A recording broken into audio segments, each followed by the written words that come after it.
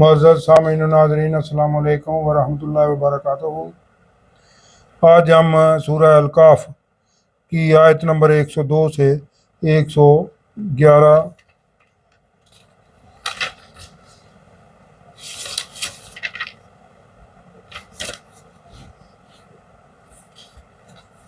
102 سے 110 تک کا مطالعہ کریں گے۔ تو ابتدا میں تلاوت کلام پاک۔ اعوذ باللہ من الشیطان الرجیم، بسم اللہ الرحمن الرحیم۔ افحسب الذین کفروا ان یتخذوا عبادی من دونی اولیاء انا اعتدنا جہنم للکافرین نزلا قل هل ننبئک بالاخسرین اعمالا الذین ضل سعیهم فی الحیاۃ الدنیا وهم یحسبون انہم یحسنون صنعا اولئک الذین کفروا بآیاتنا ربہم ولقائہ فحبطت اعمالہم فلا نقیم لہم یوم القیامۃ وزنا ذالک جزاؤہم جہنم بما کفروا واتخذوا آیاتی ورسلی ہزوا ان الذین آمنوا وعملوا الصالحات کانت لہم جنات الفردوس نزلا خالدین فیہا لا یبغون عنہا حولا۔ صدق اللہ العظیم۔ اب آیت نمبر 102 سے 111 تک کا ترجمہ اور تفسیر النور۔ اس کے بعد اس سورۃ الکاف سے حاصل ہونے والے جو سبق ہیں ان کا بھی جائزہ لیا جائے گا کہ ہمیں یہ سورت کیا سکھاتی ہے۔ یہ سورت کا آخری حصہ ہے۔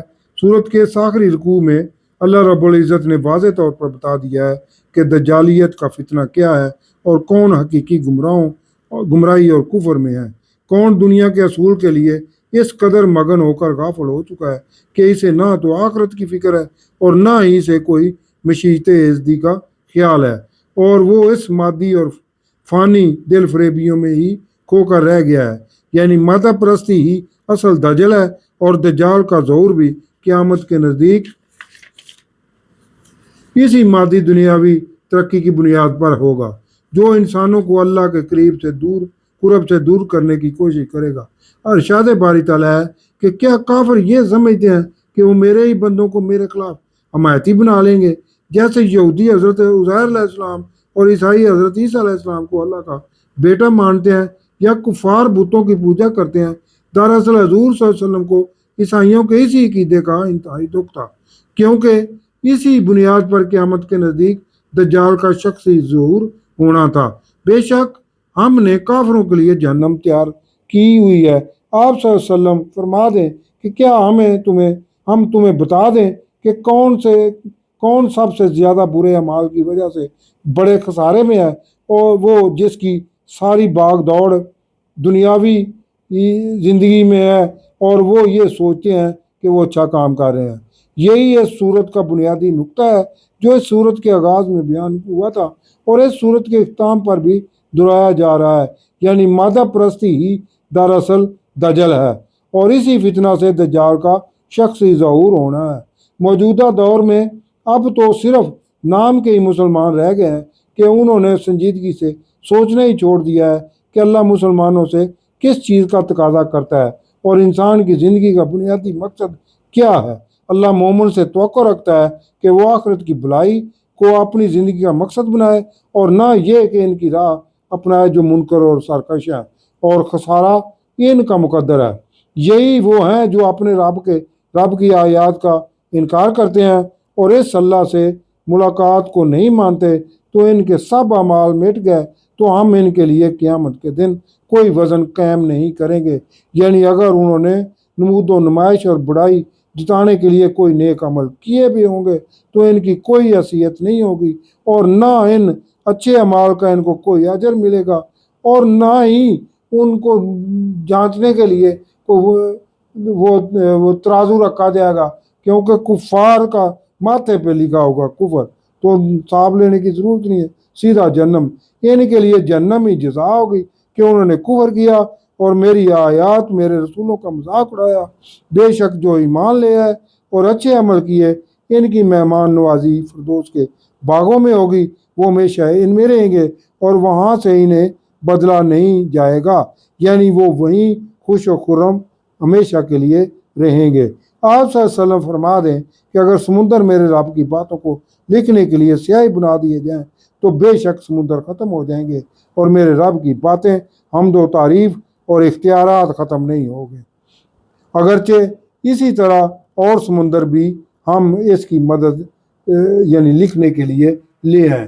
آپ صلی اللہ علیہ وسلم فرما دیں کہ میں تو ظاہری شکل و صورت میں تمہاری ہی طرح کا ایک بشر ہوں، بس مجھ پر اللہ کی طرف سے وہی آتی ہے کہ میں کہوں کہ تمہارا معبود ایک ہی اللہ ہے، جو اپنے رب سے ملنے کی امید رکھتا ہو تو وہ نیک عمل کرے اور اپنے رب کا کسی کو بھی شریک نہ ٹھہرائے، یعنی عبادت خالصتاً صرف اور صرف اللہ وحدہ لا شریک کی جائے۔ دوسرے الفاظ میں دجالیت کے کسی فتنے کو قبول نہ کیا جائے اور اس کے شر سے اللہ ہی کی پناہ طلب کی جائے۔ یہ صورت کا مطالعہ تھا۔ تو اب اس صورت سے ہمیں کیا سبق حاصل ہوتے ہیں وہ اس کا تھوڑا سا جائزہ لیتے ہیں۔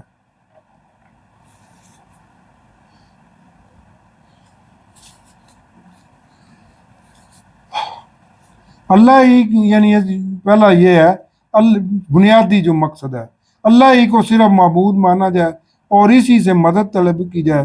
اگر ایمان کا خطرہ ہو تب بھی اللہ کی پناہ میں آ جانا چاہیے۔ یقیناً اللہ ہر شیطانی اور دجالی شر سے بچانے والا ہے۔ ذرا سوچیں تو صحیح کہ کس طرح اصحاب کہف نے اپنے توحید پرست عقیدے کو بچانے کے لیے اللہ کی پناہ طلب کی تھی، اور کس طرح اللہ نے شر کی موجودگی میں ان کے ایمان کو بچایا تھا۔ اصحاب کہف کی کہانی ہمیں ایمان کی طاقت اور اللہ پر بھروسہ اور صبر و تحمل سکھاتی ہے۔ دو افراد کا باغ کے متعلق بحث و مباحثہ ہمیں اللہ کی شکر گزاری سکھاتا ہے اور دنیا کی ناپائیداری کا درس ملتا ہے۔ حضرت موسیٰ اور حضرت خضر علیہ السلام کا واقعہ ہمیں علم حاصل کرنے کی اہمیت، حکمت اور روحانی ترقی کا درس دیتا ہے۔ یہ صورت گمراہی، غرور، تکبر کے خطرات سے بھی آگاہ کرتی ہے کہ گمراہی اور غرور اور تکبر قوموں کو تباہی کی طرف لے جاتا ہے۔ یہ صورت ہمیں اللہ سے معافی طلب کرنے کی حقیقت سے بھی آشنا کرتی ہے۔ یہ سورہ الکہف ہمیں سکھاتی ہے کہ ہر مشکل وقت میں نماز اور دعا کا سہارا لیا جائے۔ یہ صورت قرآن کو ایک رہنما کی طرح اپنانے کا درس دیتی ہے، کیونکہ قرآن ہی میں حکمت و دانش کے خزانے موجود ہیں۔